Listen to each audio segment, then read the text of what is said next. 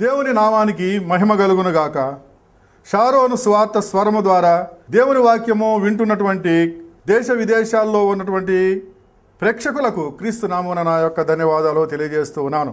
గత సంవత్సరము నుండి మీరు ఇచ్చినటువంటి సహాయం కొరకు, మీ ప్రార్థనల కొరకు, మీ యొక్క లెటర్స్ కొరకు, ఈమెయిల్స్ కొరకు నా యొక్క ధన్యవాదాలు తెలియజేస్తూ ఉన్నాను. నేటి అంశము సృష్టి. ఆదికాండము 1వ అధ్యాయము 1వ వచనంలో మనం చూసినట్లయితే, ఆది అందు దేవుడు భూమి ఆకాశములను సృజించెను. దేవుని వాక్యంలో మొట్టమొదటి వాక్యము ఆది అందు దేవుడు భూమి ఆకాశములను సృజించెను. ఒకసారి మనం సముద్రం దగ్గరికి పోయి ఆ జలాలను చూసినప్పుడు, ఆకాశంలోని నక్షత్రములను చూసినప్పుడు, సూర్యుడు చంద్రులను చూసినప్పుడు, కొండల దగ్గర పోయి పచ్చిక బీళ్ళు, చెట్లను, పూలను, మైదానములను చూసినప్పుడు మనకు కొంత ఆశ్చర్యం వేస్తుంది. వీటిని చేసింది ఎవరు? ఎట్లా ఏర్పడినవి? ఎవరు స్వాధీనంలో ఉన్నవి?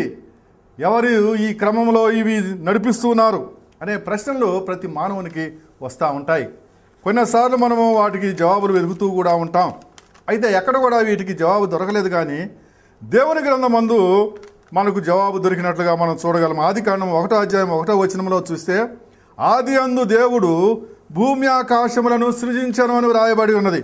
కీర్తనలు 102:25వ వచనంలో చూస్తే, ఆది అందు నీవు భూమికి పునాది వేసితివే, ఆకాశములు నీ చేతి పనులే అని వ్రాయబడి ఉన్నది. అదేవిధముగా యెషయా 45:18వ వచనంలో చూసినట్లయితే, ఆకాశములకు సృష్టికర్త యెహోవాయే దేవుడు, ఆయన భూమిని కలుగజేసి స్థిరపరచి ఉన్నాడని వ్రాయబడి ఉన్నది.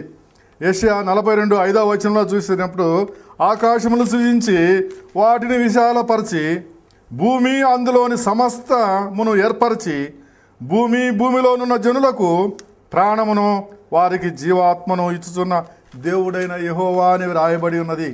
అట్లే మనము ఈ సృష్టి ఎట్లా ఏర్పడినది అని దేవుని గ్రంథంలో కూడా వ్రాయబడినట్లుగా చూస్తాం. ఈ సృష్టి 7 రోజులు సృష్టించినట్లుగా ఆది కాండములో వ్రాయబడి ఉన్నది.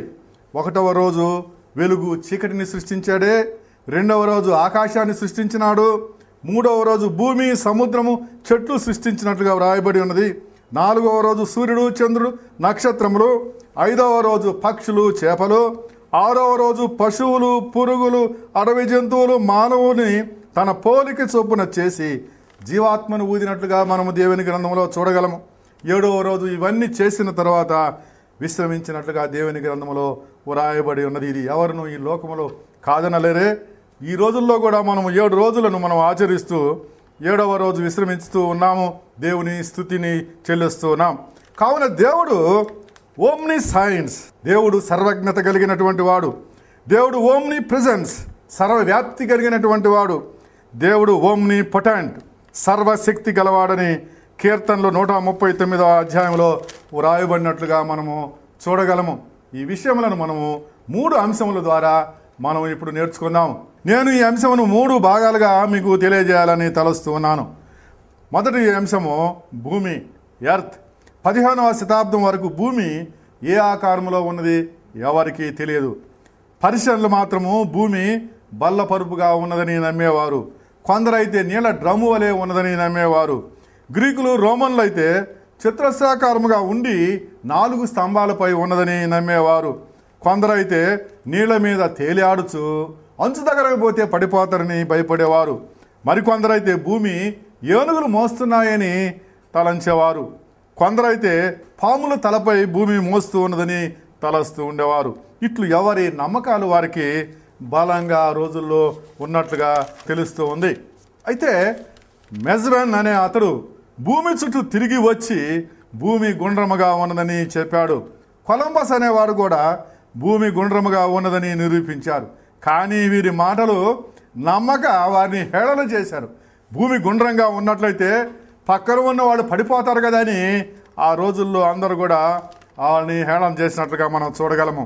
అయితే శాస్త్రజ్ఞులు ఈనాడు ఆకాశంలోనికి పోయి భూమి యొక్క ఫోటోను తీసి అది గుండ్రముగా ఉన్నదని ప్రపంచానికి చాటినప్పుడు నేడు ప్రజలందరూ కూడా భూమి గుండ్రముగా ఉన్నదని నమ్ముతూ ఉన్నారు. క్రీస్తుపూర్వం 4000 సంవత్సరముల నాడు యోబు తన గ్రంథంలో 26:7వ వచనంలో ఇలాగూ వ్రాసి ఉన్నాడు, శూన్యముపై భూమి వ్రేలాడుచున్నది, శూన్యముపై భూమి వ్రేలాడుచున్నది. యేసు ప్రభువు కూడా తాను 2వ రాకడలో వచ్చినప్పుడు భూమి మీద కొంతమంది నిద్రిస్తూ ఉన్నారు, కొంతమంది పనులు చేసుకుంటూ ఉంటారు అని చెప్పినట్లుగా చూస్తాం. అందువల్ల భూమిపై రాత్రి పగలు కూడా ఉన్నదని ప్రభు మాటల ద్వారా తెలుస్తూ ఉన్నది.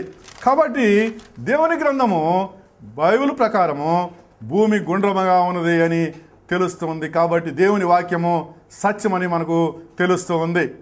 ఇప్పుడు రెండవ అంశాన్ని మనం తెలుసుకుందాము. రెండవ అంశము నక్షత్రములు.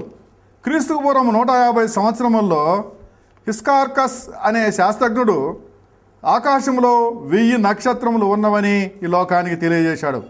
క్రీస్తు పుట్టిన తర్వాత 150 సంవత్సరముల్లో టొలమీ అనే శాస్త్రజ్ఞుడు 1025 నక్షత్రములు ఉన్నవని తెలియజేశాడు. అయితే క్రీస్తు పూర్వం 2000 సంవత్సరముల నాడు దేవుడు అబ్రహాముతో మాట్లాడుతున్నాడు. అబ్రహామా, నీ సంతానమును నక్షత్రములు ఇసుక రేణువుల వలె లెక్కింపలేనట్లుగా నేను విస్తరింపజేస్తానని దేవుడు ఆదాముతో చెప్పినట్లుగా చూస్తాం. ఆది కాండము 13వ అధ్యాయం 16వ వచనము, 15వ అధ్యాయం 5వ వచనములో ఈ రీతిగా అబ్రహాముతో మాట్లాడినట్టుగా మనం చూడగలము. ఇర్మియా 33:22లో కూడా దేవుడు దావీదుతో కూడా మాట్లాడుతున్నాడు. దావీదు, నీ సంతానమును ఆకాశ నక్షత్రముల వలె లెక్కింపలేనట్లుగా చేస్తానని దేవుడు మాట్లాడినట్టుగా చూస్తాం. ఈనాడు శాస్త్రజ్ఞులు ఈనాడు లెక్కలో లేనంత నక్షత్రాలు కలవని శాస్త్రజ్ఞులు తెలియజేస్తున్నారు. వీటిని బట్టి దేవుని వాక్యము సత్యమని తెలుస్తూ ఉంది. 18వ శతాబ్దంలో హెర్బర్ట్ స్పెన్సర్ అనే నాస్తికుడు జ్ఞానమునకు అందని 5 అంశాలు ఉన్నవి అని ప్రపంచంలో ఛాలెంజ్ చేశాడు. ప్రపంచంలో ఎవరు చెప్పలేరు దీనికి జవాబని అనేక సార్లు అన్నాడు. అది ఏమిటంటే, 1 కాలము టైం, 2వది శక్తి పవర్, 3వది క్రియ యాక్షన్, 4వది అంతరిక్షము స్పేస్, 5వది పదార్థము మ్యాటర్. వీటికి ప్రపంచంలో ఎవరు కూడా జవాబు చెప్పలేకపోయారు. అయితే బైబిల్లో మాత్రము వీటికి జవాబు దొరికింది. దేవుని గ్రంథంలో మోషే ఈలాగు రాయిచున్నాడు. ఆది కాండము 1వ అధ్యాయం 1వ వచనములో, ఆది అందు దేవుడు భూమి ఆకాశములను సృజించెను రాయబడి ఉన్నది. ఆది అనగా కాలము, దేవుడు అనగా శక్తి, భూమి అనగా పదార్థము, ఆకాశం అనగా అంతరిక్షము, సృజించను అనగా క్రియ. కాబట్టి వీటన్నిటికీ కూడా దేవుని గ్రంథంలో జవాబు దొరికినట్లుగా మనం చూస్తాం. దీన్ని చూసి అందరూ కూడా ఆశ్చర్యపడినారు. కాబట్టి దేవుని వాక్యము సత్యమని తెలుస్తూ ఉన్నది. ఇప్పుడు 3వ అంశాన్ని మీకు తెలియజేయాలని ఆశపడుతూ ఉన్నాను. 3వ అంశము సృష్టి. దేవుడు సృష్టిని నిర్మించాడు. హెబ్రీ 4:3వ వచనంలో చూసినట్లయితే, జగత్తు పునాదులు వేయబడినప్పుడే ఈ కార్యములన్నీ పూర్తి చేసినట్లుగా దేవుని గ్రంథంలో రాయబడి ఉన్నది. రాబో తరమునకు సరిపడ సృష్టిని పూర్తిగా సృష్టించినాడు. ఇంకా ఏమీ కొరత మానవునికి అవసరం లేదు. మానవునికి కావలసినటువంటి సృష్టిని దేవుడు సృష్టించినట్లుగా మనం చూస్తాం. హద్దులు లేని ఆకాశమును, హద్దులు గల మహాసముద్రమును, లెక్క పెట్టలేని నక్షత్రములను దేవుడు సృష్టించినట్లుగా దేవుని గ్రంథంలో చూడగలము. మానవునికి అపారమైనటువంటి జ్ఞానాన్ని దేవుడు కలుగజేసి ఉన్నాడు. ఈ సృష్టికర్త ఎంత గొప్పవాడో మనం చెప్పలేము. అంత గొప్పవాడు మన యెహోవా దేవుడు. కాబట్టి మానవునికి కావలసిన జ్ఞానము ఈ తరానికి, రాబో తరానికి తనకు కావాల్సిన అన్నింటినీ తయారు చేసుకున్న శక్తిని దేవుడు ప్రసాదించి ఉన్నాడు. కీర్తనలు 19వ అధ్యాయంలో చూసినట్లయితే, ఆకాశములు దేవుని మహిమను వివరించుచున్నవి, ఆకాశములు దేవుని మహిమను వివరిస్తూ ఉన్నవి, అంతరిక్షములు ఆయన చేతి పనిని ప్రచురపరుచుచున్నవి, పగటికి పగలు బోధ చేయుచున్నవి, రాత్రికి రాత్రి జ్ఞానము తెలుపుచున్నది. వాటికి భాషలు లేవు, మాటలు లేవు, వాటికి స్వరము వినబడదు. అయినప్పటికీ కూడా ఆకాశములు, అంతరిక్షములు పగలు రాత్రి దేవుని గురించి మహిమపరుస్తూ ఉన్నవి. కాబట్టి దేవుని సృష్టి ఈ రీతిగా ఉంటే, మనను సృష్టించినటువంటి దేవుని మనము కొనియాడి స్తుతించి మహిమ పడవలసినటువంటి వారమై ఉన్నాము. ప్రసంగి 1వ అధ్యాయం 9వ వచనంలో చూసినట్లయితే, సూర్యుని కింద నూతనమైనది ఏదీ లేదు. మనం కొత్తవి అనుకుంటా ఉంటాము, కానీ ఇవన్నీ కూడా పాతవే. సూర్యుని కింద నూతనమైనది ఏదీ లేదని ప్రసంగి గ్రంథంలో వ్రాయబడినట్లుగా చూస్తాం. అంతయు ఇది వరకు ఉన్నదే. మనం ఈరోజు కొత్త అనుకున్నటువంటివి కూడా ఇది వరకు ఉన్నదే. ఇది నూతనమైనదని ఒకటి చెప్పును, కానీ అది మనకు ఇది వరకు తరములో ఉండినదే. మనం ఈ రోజుల్లో ఒక వస్తువు కొత్తది అనుకుంటాము, కానీ ఇది వరకు తరములో ఉన్నదని ప్రసంగి గ్రంథములో వ్రాయబడినట్టుగా చూస్తాం. కాబట్టి ఈరోజు అనేక వస్తువులు మనం కొత్త అనుకుంటాము, కంప్యూటర్స్ కొత్త అనుకుంటాము, రోబోట్స్ కొత్త అనుకుంటాము, ఇంకా అనేక రకమైనటువంటి సైన్స్ పరిజ్ఞానం కలిగిన వస్తువులు కూడా కొత్త అనుకుంటాము. కానీ ఇవన్నీ పాతవే, ఒకప్పుడు సృష్టిలో దేవుడు కలుగజేసినటువంటి వస్తువులే. కాబట్టి మానవునికి ఏది అవసరమో వాటన్నిటినీ కూడా సృష్టిలో దేవుడు సృష్టించినట్లుగా మనం చూడగలము. కాబట్టి ఇక నేను ముగిస్తాను. కానీ మనకు కొత్తది అవసరం లేదా? కొత్త సృష్టి అవసరం లేదా? ఎంతకాలం ఈ పాత సృష్టిలోనే ఉండవలనా అన్నప్పుడు దేవుని వాక్యములో కూడా ఎలాగూ రాయబడుచున్నది. యోహాను 21:1 యోహాను దర్శనము ద్వారా చూస్తూ ఉన్నాడు. కొత్త ఆకాశము కొత్త భూమిని చూశాడు, కొత్త ఆకాశాన్ని చూశాడు, కొత్త భూమిని చూశాడు. ఆయన రాస్తున్నాడు, మొదటి ఆకాశము మొదటి భూమి గతించిపోయినవి, అవి ఇక ఉండవు. ఇక రాబో తరానికి కొత్త ఆకాశము కొత్త భూమి రాబోతున్నది. దేవుడి దగ్గర మనము ఆయన నివాసం చేస్తూ ఉంటాము. ఆయనే వెలుగ్గా ఉంటాడు. అక్కడ సముద్రం ఉండదు, అక్కడ ఆకలి దప్పులు ఉండవు, అక్కడ సమాధులు ఉండవు, అక్కడ ఎల్లవేళలా సంతోషంగా ఉంటారు అని యోహాను ఈ కొత్త సృష్టిని కూడా ఆయన చూసినట్లుగా మనం చూస్తాం. ఈ లోకములో ఉన్నటువంటి సృష్టి అంతా కూడా పాతదే, కొత్త సృష్టి రాబోతున్నది. ఆ కొత్త సృష్టిలో మనము చేరాలంటే, ఆ కొత్త భూమి ఆకాశంలో దేవునితో సంతోషంగా ఉండాలంటే, ఆ దేవుని ఈ భూమి ఆకాశములు సృష్టించినటువంటి దేవుణ్ణి మనం స్తుతించాలా, ఆ దేవుని మనం కొనియాడాలా, ఆ దేవుని మనం రక్షకునిగా మనం నమ్మాలా. ఆయనందు విశ్వసించినట్లయితే మనం అక్కడికి పోగలము. ఆ పరలోక రాజ్యంలో చేరాలంటే యేసు ప్రభువుని రక్షకునిగా స్వీకరించాలి. యేసు ప్రభు అక్కడే అర్హత కలిగినటువంటి వాడు, దేవుని కుమారుడు ఈ లోకములోకి వచ్చినటువంటి రక్షకుడు. ఆయన రక్షకునిగా మనం స్వీకరించినట్లయితే ఆ యొక్క నూతన భూమిలో, ఆ నూతన ఆకాశంలో ఎల్లవేళ సంతోష సమాధానములతో ఉండగలిగినటువంటి ఆ కొత్త దేశంలో చేరగలము. అందుకనే ఆ పరలోక రాజ్యంలో చేరాలంటే యేసు ప్రభు రక్షకునిగా స్వీకరించాలా. ఆ నీ నోటితోనూ నీ హృదయంలోనూ ఆయన విశ్వసించినట్లయితే అప్పుడు నువ్వు రక్షించబడతావు. ఎప్పుడు ముద్ర వేయబడతావో అప్పుడు ఆ పరలోక రాజ్యంలో నీ పేరు రాయబడుతుంది. ఎవరి పేరైతే రాయబడుతుందో ఆ పరలోక రాజ్యానికి పోవడానికి అర్హుడు. అందుకని యేసు ప్రభు అంటాడు, నా ద్వారా తప్ప ఎవరు తండ్రి వద్దకు పోరు, నాకే అర్హత కలిగి ఉంది. ఆ లోకానికి పోవాలంటే నా ద్వారానే పోవాలా, నేనే మార్గాన్ని సత్యాన్ని జీవాన్ని అంటాడు. కాబట్టి వాక్యం వింటున్న ప్రియమైన బిడ్డలారా, పరలోక రాజ్యానికి పోవాలంటే, ఆ కొత్త రాజ్యంలో చేరాలంటే, ఆ దేవుని రాజ్యంలో ఎల్లవేళ సంతోషంగా ఉండాలంటే యేసు ప్రభుని రక్షకునిగా చేరాలని ఆ దేవుని వాక్యం బోధిస్తుంది.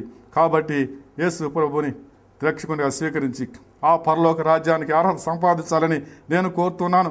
ఈ రోజుల్లో చాలామంది ఆ యొక్క అంతరిక్షంలోనికి పోవడానికి, ఆ యొక్క చంద్రమండలంలోనికి పోవడానికి అర్హత సంపాదించుకుంటూ ఇప్పుడే రిజర్వేషన్ చేసుకుంటూ ఉన్నారు. కానీ దేవుని రాజ్యంలో చేరడానికి రిజర్వేషన్ చేసుకోవడం లేదు. దేవుని రాజ్యంలో చేరాలంటే యేసు ప్రభుని రక్షకునిగా స్వీకరించిన వాడే అర్హత కలిగిన వాడు. కాబట్టి దేవుని వాక్యం వింటున్నటువంటి ప్రియమైనటువంటి సహోదరులారా, ఆ యొక్క పరలోక రాజ్యంలో చేరాలంటే ఈనాడే యేసు ప్రభు రక్షకునిగా స్వీకరించు, ఈనాడే ఆయన దేవునిగా స్వీకరించు. ఆయన దేవుని కుమారుడుగా ఈ లోకమునకు వచ్చి శిలువ మీద తన రక్తమును గార్చి ఆయన మనం చేర్చుకోవడానికి ఆయన సిద్ధముగా ఉన్నారు. ఎవరైతే ఎంత పాపినైనా కూడా ఆయన పిలుస్తున్నాడు. నా దగ్గరకు వచ్చినట్లయితే నీ భారాన్ని తొలగిస్తా, నీకు నెమ్మదిస్తా, నీకు శాంతిస్తా, నీకు సమాధానం ఇస్తా. ఆ యొక్క నూతన రాజ్యంలో, పరలోక రాజ్యంలో చేరడానికి అర్హులుగా చేస్తా. కాబట్టి ఈ సృష్టికర్త మనతో మాట్లాడుతున్నాడు. ఒక రోజుకి మనం అనుకోవచ్చు, భూములు సంపాదించుకోవచ్చు, ఆస్తులు సంపాదించుకోవచ్చు, అనేకులు సంపాదించుకోవచ్చు, ఈ భూమి ఆకాశం స్థిరంగా ఉంటాయని నమ్మవచ్చు. కానీ ఒకనాటికి ఇవి గతిస్తాడని యోహాను రాస్తున్నాడు.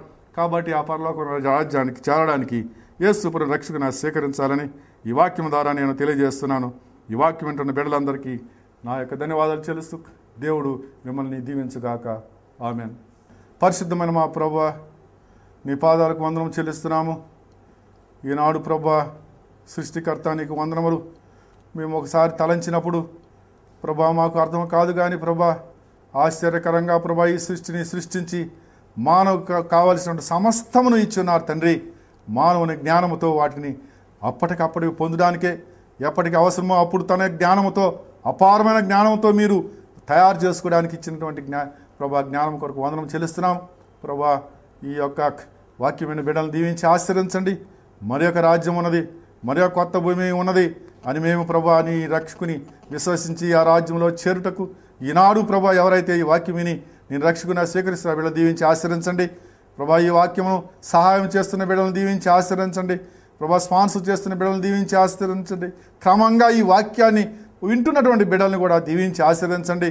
ఒక సంవత్సరం కాబోతున్న తండ్రి, ఎంతమందో బిడ్డలు ప్రభా ఈ వాక్యమును విని మేలు పొంది ప్రభావత్రములు రాస్తున్నారు ప్రభా, అనేక స్వస్థతలు పొంది ఉన్నారు, అనేక రీతిగా మేలు పొందినారు తెలుస్తుండగా ప్రభా ఆ బిడ్డలను దీవించి ఆశీర్వించాలని కోరుచున్నాం. ఈనాడు వాక్యమైన బిడ్డల్ని ప్రభా, షారోను స్వార్థ స్వరంలో పరిచర్య చేయ బిడ్డల్ని ప్రభా, ఈ వాక్యమును ప్రభా మాకు అన్ని విధాలుగా ప్రభా ఆదరిస్తున్న బిడ్డలను దీవించి ఆశీర్వించి నీ కృపలో భద్రపరచాలని కోరుచున్నాం. రోగంలో ఉన్నవారిని, బాధల్లో ఉన్నవారిని, ఇరుకుల్లో ఉన్నవారిని, కష్టంలో ఉన్నవారిని నెమ్మది దయచేయాలని కోరుచున్నాం తండ్రి. ఈ క్షణమే ప్రభా బిడ్డలకి నెమ్మది స్వస్థ దయచేయాలని కోరుచున్నాం తండ్రి. ప్రభా ఇక్కడ ఉన్న వారందరిని దీవించి ఆశీర్వించి నీ కాపుదలో భద్రపరచాలని ఈమె లేసినా నేడుకొంచున్నాం తండ్రి. ఆమెన్. మన తండ్రి యొక్కయో కుమారుని యొక్కయో పరిశుద్ధాత్మ యొక్క సహవాసము, దీవెన, కాపుదల, భద్రత సదాకాలం వాక్యం బిడ్డలకు తోడై ఉండుగాక. ఆమెన్.